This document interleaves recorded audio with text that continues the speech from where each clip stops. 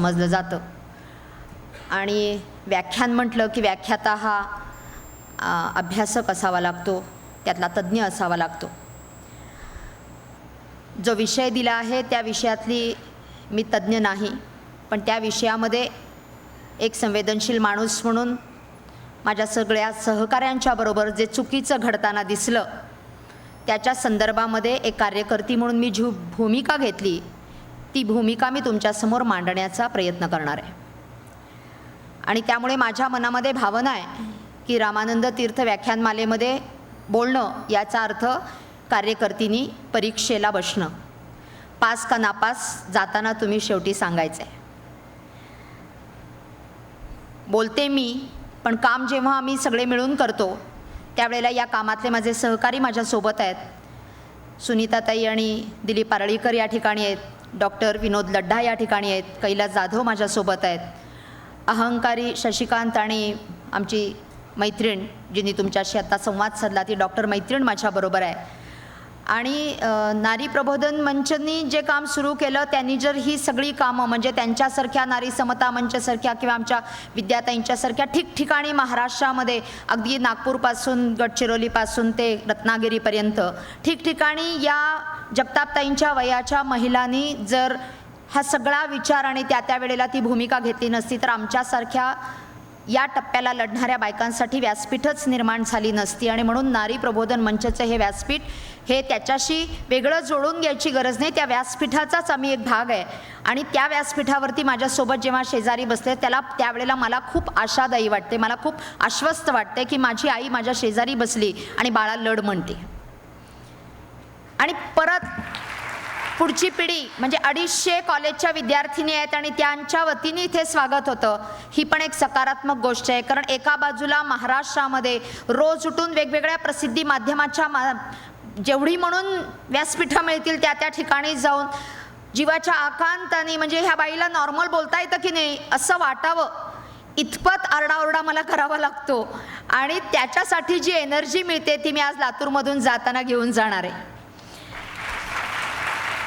खरं तर आम्ही ज्या चळवळीचा आमचा वारसा सांगतो, देऊळगावकर आणि ही सगळी मंडळी आमच्याबरोबर ह्या सगळ्या प्रक्रियेत आमच्याबरोबर आहेत, तर या ज्या वारसा सांगतो त्या युवक क्रांती दलाच्या त्या सगळ्या चळवळीची भरभराटीचा जो काल सुरू झाला तो लातूरमधून झाला आणि लातूरमध्ये हे व्याख्यान देते याचा एक मला माझ्या मनात कुठेतरी आशा आहे की ती चळवळ एका टप्प्याला आली आणि म्हणून लातूरचं निमंत्रण आलं।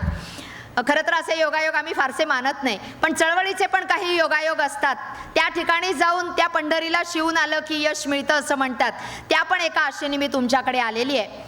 आणि म्हणून मी एक कार्यकर्ती म्हणून तुमच्यासमोर अनुभव कथन करणाऱ्या माझ्या डॉक्टर मैत्रिणींनी डॉक्टरांच्या बाजूनी टेक्नॉलॉजीचा किती खरोखरी चांगला उपयोग करता येतो आणि त्याची किती गरज आहे स्त्रियांच्या आरोग्यासाठी, बाळंतपणा दरम्यानच्या त्या सगळ्या कठीण काळासाठी, हे अतिशय तिच्या अनुभवातून तिच्या पेशंटच्या माध्यमातून तिने तुमच्यासमोर मांडलेलं आहे। पण जो विषय दिलाय तो माझ्यासाठी असा आहे की एका सायंटिफिक युगामध्ये, एका विज्ञान युगामध्ये एक भयंकर अशा पद्धतीचं जेनोसाइड, एक असंस्कृतपणा सुरू आहे, त्याच्या संदर्भाने आमची भूमिका काय आहे ही तुमच्यासमोर मला मांडायची आहे। आणि म्हणून माझ्यासाठी हे तुलनेने मोठ्या प्रमाणावर डॉक्टर मंडळी पण इथे आली असतील अशी मी आशा करते आणि त्यांचंही मी आवर्जून इथे स्वागत करते। आणि मला माझ्या मित्रांनी जाताना मगाशी कैलास मला असं म्हणाला की ताई सांगितलं पाहिजे एक सभेचा नियम असतो आणि जो युवक क्रांती दलामध्ये आम्हाला कुमार शप्तरनींनी शिकवलेला आहे की ज्या वेळेला आम्ही डॉक्टरांच्या संदर्भाने बोलू, ज्या वेळेला वकिलांच्या संदर्भाने बोलू त्यावेळेला सभेचा नियम आहे की इथले सोडून बाहेरचे। ज्या अर्थी तुम्ही इथे आत आलात त्या अर्थी तुम्ही आमच्या बाजूचे आहात, त्या अर्थी तुम्ही आमचे मित्र आहात आणि तुम्ही त्या बाजूचे नाहीत, त्यामुळे तुम्ही आमचे आप्त स्वकीय आहात, तुम्ही कौरवांच्या बाजूचे नाहीत असं गृहीत धरून या पुढचं व्याख्यान ऐकावं अशी डॉक्टर मंडळींना विनंती आहे। नाहीतर कसं असतं, ती लहानपणी आपण गोष्ट ऐकायचो ना, तो एक बोका शिरतोच म्हणे खीर खायला, तसे काही बोके शिरत असतात।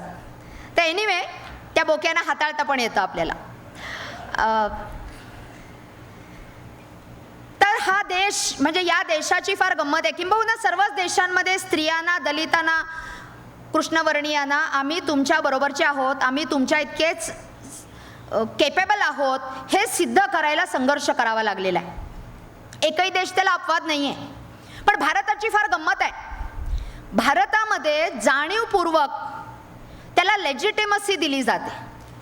म्हणजे असं वागणं हे बाकीच्या देशांनी मान्य केले की स्त्रियांशी कृष्णवर्णीयांशी तत्वतः तरी मान्य केलं की अरे वागणं असं चुकीचं आहे असं म्हणाले, वाईट वागत राहिले पण चुकीचं आहे असं म्हणाले. पण भारतात तसं नाही.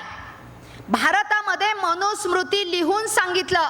म्हणजे खरं तर जगात अनेक चांगली पुस्तकं लिहिली गेली आणि त्या पुस्तकाच्या माध्यमातून जग बदललं असं म्हणतात. पण हे एकमेव विकृत पुस्तक आहे की ज्या पुस्तकाच्या माध्यमातून वाईट कसं वागावं दलितांशी, अल्पसंख्याकांशी आणि स्त्रियांशी हे लिहून ठेवलं. आणि म्हणून माझ्या बाबासाहेबांना त्या मनुस्मृतीचं दहन करावं लागलं आणि दलितांच्या हक्कासाठी लढावं लागलं.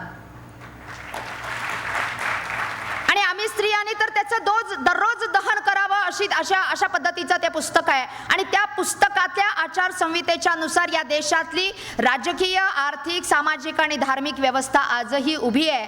आणि म्हणून दर 10 वर्षांनी इथली पुरुष सत्ताक व्यवस्था एक वेगवेगळा नवीन मोडस ऑपरेंडा शोधून काढते, एक नवीन कार्यपद्धती शोधून काढते आणि आमच्या संदर्भाने दुजाभावानी वागावं कसं आणि आमची हिंसा करावी कशी त्याचं टेक्निक पुरुष सत्ताक व्यवस्थेच्या हातामध्ये देते. लांब जायची गरज नाही की सतीची चाल ज्या वेळेला होती त्यावेळेला मोठ्या प्रमाणावरती त्यावेळच्या ईश्वरचंद्र विद्यासागर असतील, राजाराम मोहन राय असतील, या सगळ्या मंडळींना ब्रिटिश सरकारला बरोबर घेऊन सतीच्या चालीविरुद्ध लढावं लागलं. आणि ब्रिटिश सरकारला इथल्या धर्ममार्तंडांनी, इथल्या तथाकथित प्रस्थापितांनी सांगितलं आमच्या धर्मामध्ये ढवळाढवळ करायची नाही, आमच्या परंपरा मोडायच्या नाहीत. म्हणजे सतीची चाल याचा अभिमान असणारी एक मोठी परंपरा इथे होती आणि त्या परंपरेने सांगितलं ही चाल या पद्धतीने मोडता येणार नाही, आमच्या याच्यामध्ये हस्तक्षेप करायचा नाही. अशा पद्धतीचा विरोध झाला आणि सतीबंदीचा कायदा या राज्यामध्ये ब्रिटिश सरकारला करावा लागला. आणि त्यानंतर सुद्धा आपल्याला सगळ्यांना आठवत असेल की स्वतंत्र भारतामध्ये रूप कवरला परत एकदा आम्ही सती घालवली.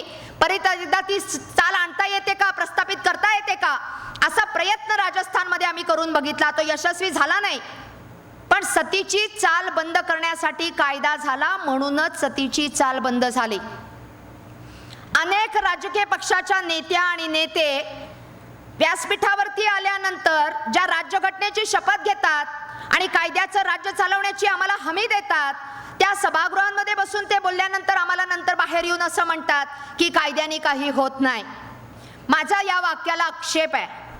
कायद्याने जर काही होत नाही तर राज्यघटनेची शपथ घेऊन हे नेते मंडळी सभागृहात जाऊन बसतात कशाला. आणि म्हणून माझं त्यांना सगळ्यांना सांगणं आहे की माझं म्हणणं आहे, माझ्यासारख्या अनेक कार्यकर्त्यांचं म्हणणं आहे की दलितांना, अल्पसंख्याकांना आणि स्त्रियांना कायदे झाले, पॉलिसीज झाल्या म्हणून थोडा तरी न्याय मिळाला, थोड्या तरी जागा मिळाल्या आणि थोडं तरी 5 पावलं आम्ही पुढे सरकलो.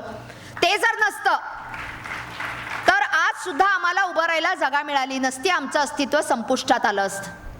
आजही बघा, ज्या आमच्या समाजातल्या दलित स्त्रिया असतील किंवा स्त्रिया असतील ज्यांना राखीव जागेचं सरपंच पद मिळतं किंवा सभापती पद मिळतं किंवा नगरसेवक पद मिळतं, त्यावेळेला आमच्या बायकांना तिथे उभ्या केल्या जातात. पण ज्या क्षणी 5 वर्ष त्या बाईंनी उत्तम काम केलं, पोस्ट ओपन झाली, म्हणून कोणी असं म्हणत नाही फार छान केलं बरं का ताई तुम्ही काम, आता ओपन झाली आहे पोस्ट, पण तुम्ही माणूस आहात, उभ्या राहा बरं का या पदावरून, तुम्ही फार चांगलं काम केलं, असं एकाही ठिकाणचं उदाहरण नाही. राखीव जागा आहेत म्हणून माझ्या महिला सरपंच आहेत, माझ्या महिला नगरसेविका आहेत. त्यामुळे पॉलिसीज आणि कायदे लादावे लागतात, त्यावेळेला आम्हाला न्याय मिळतो. हा या देशाचा इतिहास आहे. त्याच्यानंतर आज तागायत जर आपण बघायला गेलो तर जवळजवळ 38हून अधिक कायदे आम्हाला करावे लागले, ज्याचा उल्लेख डॉक्टर ताईंनी त्यांच्या भाषणामध्ये केला की हिंसेच्या संदर्भातलं कुटुंबांतर्गत होणारी हिंसा असेल, हुंडाबंदीचा कायदा असेल, बालिका हत्याबंदीचा कायदा असेल, हे कायदे करावे लागले. आणि कायदे केल्यानंतर सुद्धा न्याय मिळाला नाही, यशस्वीता आली नाही. पण गेल्या 30 वर्षात ज्या पद्धतीचं भयंकर वास्तव आम्ही सगळेजण मिळून सोसतोय ते अतिशय भयंकर आहे. आणि म्हणून मातृसत्ताक व्यवस्थेचे शेवटचे अस्तित्व संपवण्याचं एक भयंकर असं जेनोसाइड आमच्या अवतीभोवती घडतंय, अशी आमची धारणा आहे. काय आहे हा प्रकार?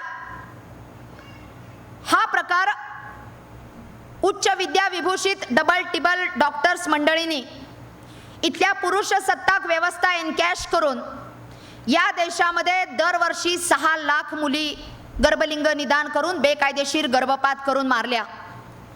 36,000हून डॉक्टर या धंद्यामध्ये गुंतलेले आहेत। 1500 कोटी रुपयाची देशाची उलाढाल आहे आणि हे आपोआप आम्हाला कळलं का? नाही, एका डॉक्टर विद्यार्थ्यांनी हे सांगितलं, म्हणजे खास करून डॉक्टर मित्रांना मला हे सांगायचं आहे। हे आम्हाला आपोआप कळलेलं नाही। हे 80च्या दशकामध्ये ज्या वेळेला मुंबई शहरामध्ये डॉक्टर संजीव कुलकर्णी नावाच्या धारवाडचा एका विद्यार्थ्यांनी गर्भपात केंद्र आणि सोनोग्राफी केंद्रांचा एक सर्वेक्षण केला आणि त्या मुलाने असं लिहिला, एक छोटा निबंध लिहिला, एक रिसर्च पेपर लिहिला आणि त्यांनी असं सांगितलं की MTP ॲक्ट 1971 म्हणजे गर्भपाताचा कायदा 1971 हा जो तुम्ही स्त्रियांच्या गर्भपाताच्या हक्कासाठी बनवलेला कायदा नाही, तर पुरुषांना फ्री सेक्स एन्जॉय करता आलं पाहिजे, पण देशाचं पॉप्युलेशन कंट्रोलमध्ये राहिलं पाहिजे at the cost of women's health, म्हणून गर्भपाताचा तुम्ही जो कायदा बनवलेला आहे त्या कायद्याच्या आड राहून मोठ्या प्रमाणावर सोनोग्राफी मशीनचा गैरवापर सुरू आहे आणि मुंबई शहरातल्या मुली संपतायत, असं एका डॉक्टर मित्रांनी लिहिलेला रिसर्च पेपर आहे। तो कोणी वकिलांनी किंवा कोणी सामाजिक कार्यकर्त्यांनी लिहिला नाही। आणि त्यावेळच्या आमचे जे सिनियर्स होते, मृणालताई गोरे असतील, आमच्या अहिल्याताई रांगणेकर असतील, या सगळ्या आमच्या स्त्रीवादी चळवळीतल्या नेते मंडळींनी या रिसर्चचा फॉलोअप ठेवला आणि म्हणून भारतामध्ये महाराष्ट्र हे पहिलं राज्य आहे की जिथे 1988 साली हिंगोलीच्या रजनी सातव ज्या आमदार होत्या त्यांनी हे बिल हाऊसमध्ये मांडलं आणि गर्भलिंग निदान प्रतिबंधक कायदा पारित झाला। हा कायदा चळवळीतून मागितला गेलेला कायदा, एका डॉक्टरच्या रिसर्च पेपरमधून तयार झालेला कायदा आहे आणि आजही हा डॉक्टर संजीव कुलकर्णी नावाचा डॉक्टर गायनेकोलॉजिस्ट आहे बाय प्रोफेशन आणि आमच्या चळवळीमध्ये कर्नाटकात आम्हाला मदत करतोय। आम्हाला अभिमान आहे या डॉक्टरचा, जसा आम्हाला डॉक्टर ताई इथे व्यासपीठावरती येऊन बोलतात तेव्हा आम्हाला नक्की अभिमान आहे की डॉक्टर आमच्या बरोबर आहेत। तिथे संजीव कुलकर्णींनी जर हे लिहिलं नसतं तर 75 ते 85 आम्ही संपूर्ण देशभरामध्ये जगभरामध्ये महिला दशक पाळत होतो। त्या दरम्यान पहिल्यांदी ही चिंता जगामध्ये व्यक्त केली गेली, एशियन कंट्रीजमध्ये मुलींची संख्या कमी होते आणि त्यावेळेला आम्ही कॉलेजमध्ये होतो आणि मला आठवतं की आम्ही त्यावेळेला पहिल्यांदी घोषणा द्यायला सुरुवात केली, जगू द्या, जन्मू द्या, गर्भामध्ये मारू नका। आम्हाला माहित नव्हतं आम्ही कुणाला सांगतोय, आईला सांगतोय, बाबांना सांगतोय का डॉक्टरला सांगतोय, पण घोषणा देत होतो। कुणाला आणि कसं पकडायचं आम्हाला माहित नव्हतं आणि 2 गुन्हे पहिले 88च्या कायद्यानुसार महाराष्ट्रामध्ये दाखल झाले आणि आम्ही या कायद्याचा धसका घेतला। एक अकोल्याला दाखल झाला आणि दुसरा कोल्हापूरला दाखल झाला आणि आरोपी कुणाला केलं गेलं? गर्भवती महिला 1 नंबरला आरोपी आणि 2 नंबरला डॉक्टर आणि पोलीस स्टेशनला गुन्हा दाखल।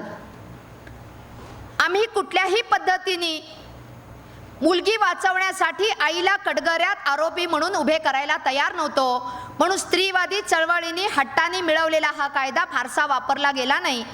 94ला जशाचा तसा कायदा हा देशामध्ये लागू करावा लागला आणि 94ला हा कायदा देशामध्ये लागू केल्यानंतर